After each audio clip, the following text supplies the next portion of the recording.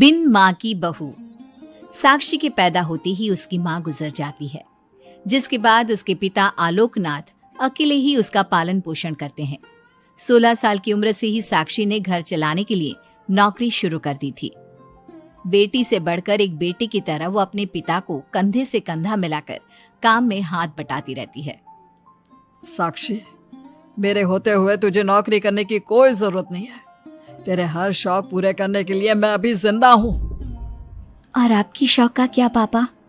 आपके भी तो कुछ शौक होंगे ना, मुझे वही सब पूरे करने हैं। मेरे शौक का क्या बेटा, मैं तो बूढ़ा हो चुका हूँ।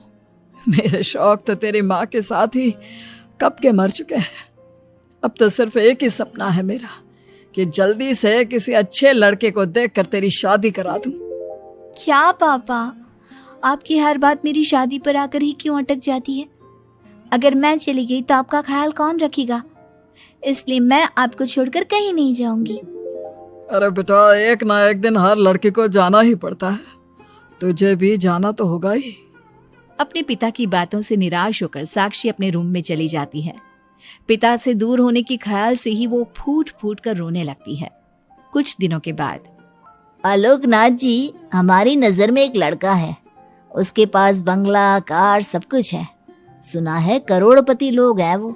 आप कहे तो आपकी बेटी के लिए बात करूं? अरे लेकिन हमारे इतने बड़े परिवार में अपनी बेटी ब्याहने की हैसियत नहीं है। उन सब की चिंता मत कीजिए। उन लोगों को दहेज वगैरह कुछ नहीं चाहिए। वो लोग तो सिर्फ अपने परिवार के लिए गुणी और संस्कारों से परिपूर्ण बहू चाहते हैं। अगर ऐसी बात है तो आप उन लोगों से मेरी बेटी के बारे में बात कीजिए। मेरी बेटी में वो सभी गुण हैं जो वो अपने परिवार की बहू के लिए चाहते हैं। इस तरह वो साक्षी का रिश्ता लेकर अर्जुन नाम की लड़की के परिवार के पास जाता है। साक्षी की फोटो देखकर लड़के वाले उसे झट से पसंद कर लेते हैं, जिसके बाद अर्जुन के परिवार वाले साक्षी को देखने उसके घर पहुंचते हैं। आलोकनाथ जी, हमें तो आपकी लड़की फोटो में ही पसंद आ गई और फिर भाई साहब ने आपकी लड़की की तारीफ भी बहुत की है। अब तो बस आप हमें उससे मिलवा ही दीजिए। साक्षी बिटिया, बाहर आना तो। साक्षी। अपने पिता की आवाज सुनकर साक्षी तुरंत बाहर आ जाती है और एक एक करके सभी के पैर छूती है। आलोकनाथ जी, आपकी बेटी तो सच में बहुत गुणवान और संस्कारी लगती है। बिटिया, क्या क्या शौक है तुम्हारे? पापा, और अपनी जरूरतें पूरी करने के अलावा मेरे और कोई शौक नहीं है। आपने अपनी लड़की को सच में बहुत अच्छे संस्कार दिए हैं भाई साहब। इसे अपने घर की बहू बनाना तो हमारे लिए सौभाग्य की बात होगी। इस तरह सबकी राजी खुशी से अर्जुन और साक्षी की शादी भी हो जाती है।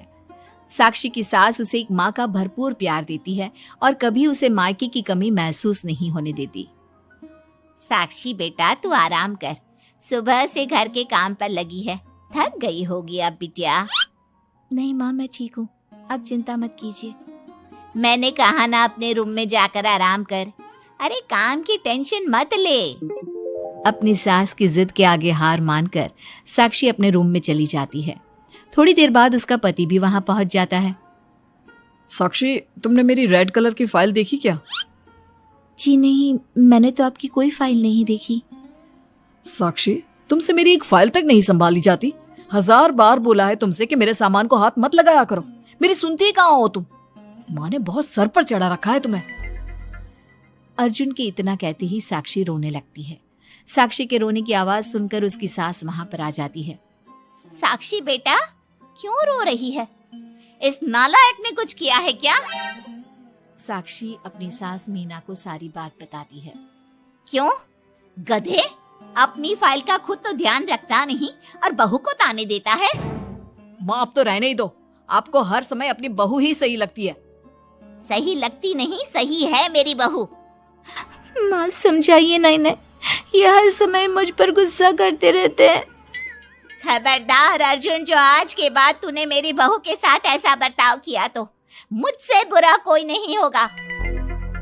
अपनी माँ की डांट सुनकर अर्जुन वहां से चला जाता है। बहू, अगर दोबारा ये तुम्हें ऐसा कुछ कहे तो तुम मुझे आकर फौरन बोल देना। मैं हमेशा तुम्हारे साथ खड़ी रहूंगी बेटा। माँ, आप सच में बहुत अच्छी हो। मुझे बचपन से लेकर आज तक कभी एक माँ का प्यार नहीं मिला, लेकिन जब से आप मुझे मिली हैं, तब से मुझे माँ की कमी कभी महसूस नहीं हुई। अरे पगली, मैं भी तो तेरी माँ ही हूँ, और मेरे होते हुए अब तुझे कभी अपनी माँ की कमी महसूस नहीं होगी।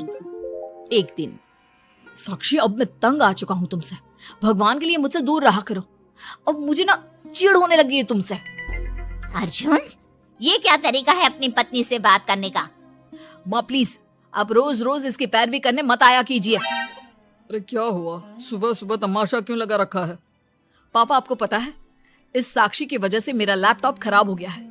ऑफिस का पूरा डाटा इसी में था, और देखिए ना, इसने उसमें चाय गिरा दी। अब मैं अपने बॉस को क्या जवाब दूंगा? माँ मेरा यकीन कीजिए, मैंने जानबूझकर चाय नहीं गिराई। मैं तो इन्हें दे रही थी चाय, लेकिन इन्होंने ही ठीक से नहीं पकड़ी। अच्छा, तब इसमें भी मेरी ही गलती है। वाह साक्षी वाह। अर्जुन, तू बहू पर इतना क्यों भड़क रहा है? अब जो हो गया सो हो गया। सुन लेना ऑफिस में थोड़ी सी डांट।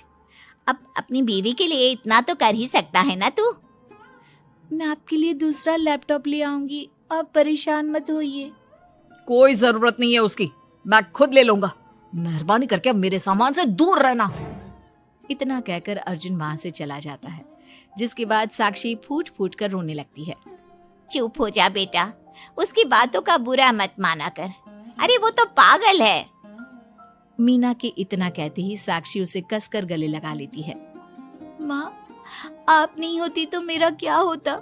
मैं बहुत भाग्यशाली हूँ जो भगवान ने मुझे सास के रूप में मेरी माँ लौटा दी है। बेटा, जीवन में ये सब चलता ही रहता है, ऐसी बातों को दिल पर नहीं लगाना चाहिए। चल अब अपने आंसू पोंछ और मेरे साथ काम में हाथ बटा। इतना बोलते ही मीना रसोई की तरफ चल देती है। साक्षी भी अपनी सास के पीछे चल देती है और सभी बातों को भूलते हुए खुशी खुशी काम पर लग जाती है। मन ही मन साक्षी अपनी सास को हर जन्म में अपनी माँ के रूप में मांगने के लिए भगवान से प्रार्थना करती रहती है। ऐसे ही दिन बीतते रहते हैं। मीना हर समय ढाल बनकर अपनी बहू के लिए खड़ी रहती। तभी एक दिन पड़ोसी, मीना, तूने अपने बेटे के लिए यह कैसी बहू चुनी है, जिसकी माँ उसके पैदा होते ही गुजर गई? अरे ये तो कुलक्षणी है। ऐसों के घर का तो पानी भी नहीं पीना चाहिए, और तूने उस घर से लड़की चुन ली। ये सब फालतू बातें हैं, ऐसा कुछ नहीं होता। मीना, तूने उस बिन माँ की बहू को बहुत सर पर चढ़ा कर रखा है। अभी भी वक्त है, संभाल ले उसे। कहीं ऐसा ना हो कि तेरे हाथों से फिसल जाए तेरी बहू। ये तुम लोग क्या बोल रही हो? मेरी बहू बाकी बहू जैसी नहीं है, वो तो कोहिनूर से भी कीमती है मेरे लिए। हमारा काम था तुझे समझाना। बहू को कभी भी बेटे से बढ़कर प्यार नहीं देना चाहिए, वरना उन्हें बिगड़ते देर नहीं लगती। और यहाँ तो तेरी बहू बिन माँ के पली बड़ी है। न जाने उसके बाप ने कैसे संस्कार दिए होंगे उसे। चुप करो तुम लोग, मैं अच्छे से समझती हूँ तुम लोग मुझे मेरी बहू के खिलाफ भड़काना चाहते हो।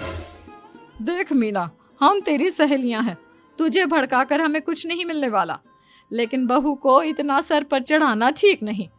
हमारा काम तो सिर्फ तुझे आगाह करने का था, बाकी मानना न मानना तेरी मर्जी। चल मीना, अब हम लोग चलते हैं, तू अपना ध्यान रखियो। इतना बोलकर सभी लोग वहां से चले जाते हैं, जिसके बाद मीना घंटों तक सोच में डूब जाती है और अपने बहू के प्रति इतनी सारी बातें सुनकर कहीं ना कहीं उसके मन में भी साक्षी के लिए हीन भावना जन्म लेती है।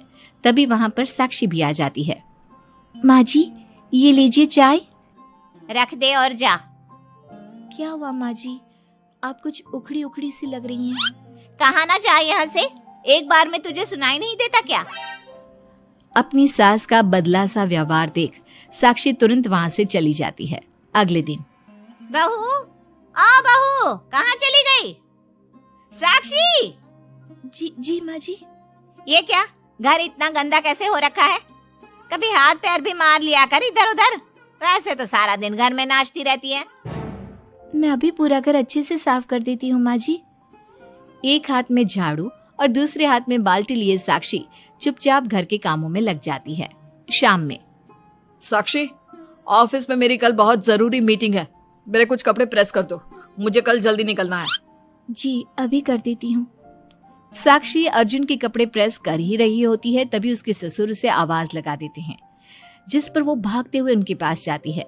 और थोड़ी देर बाद जब रूम में आती है तो वो देखती है कि अर्जुन के कपड़े बुरी तरह से जल चुके थे।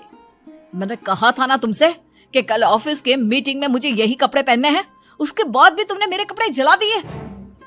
मुझे माफ कर दीजिए, मुझसे गलती हो गई। ये कोई छोटी मोटी गलती नहीं है, समझ में आ रहा है तुम्हें?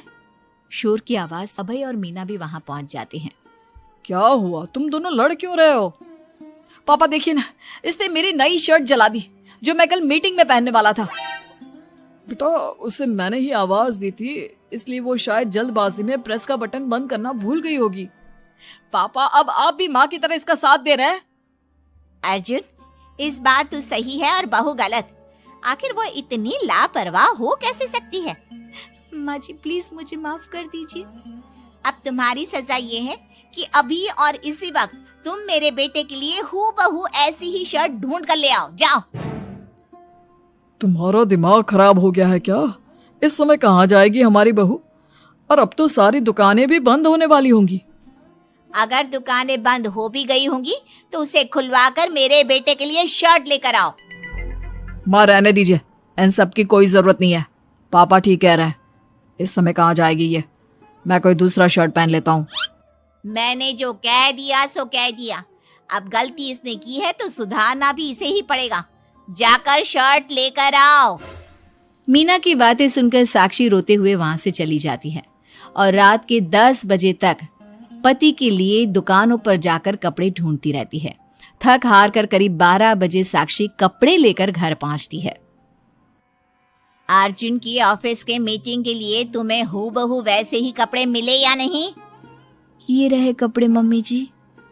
साक्षी अपनी सास को कपड़े देकर जा ही रही थी कि मीना उसके हाथ में चोट देखती है।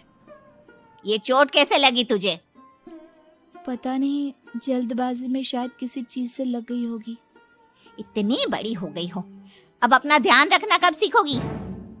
आप तो जानती ही हैं माँ, मैं बिन माँ की पली बड़ी हूँ।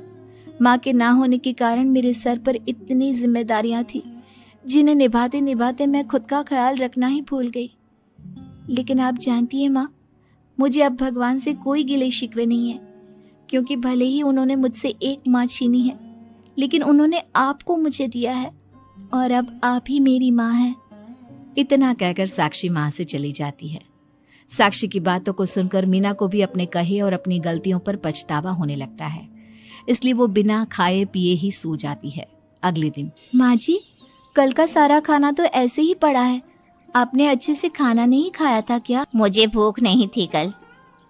साक्षी अपनी सास के दर्द को समझ जाती है और उसका हाथ पकड़ते हुए कहती है, चलिए माँ जी, मैंने आपके लिए आपकी फेवरेट छोले भटूरे बनाए हैं। आपने कल रात से कुछ नहीं खाया था ना, इसलिए सुबह उठते ही मैंने पहले आपके लिए खाना बनाया है।